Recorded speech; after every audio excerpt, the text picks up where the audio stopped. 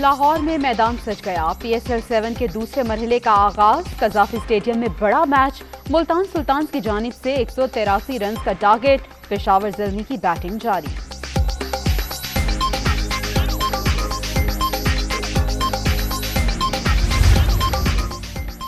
PSL 7 का दूसरा मरहला लाहौरियों पर भारी। टीमों की मूवमेंट के दौरान आधा शहर बंद। अहम शाहराहों पर बदतरीन traffic jam. Gulberg, main boulevard, Ferozepur road, canal road, jail road और मॉल रोड समेत मुल्हिका सड़कों पर लंबी कतारें।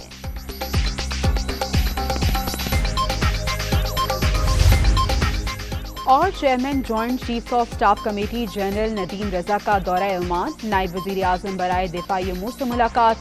बाहमी दिलचस्पी के उमूर पर तबादला ख्याल।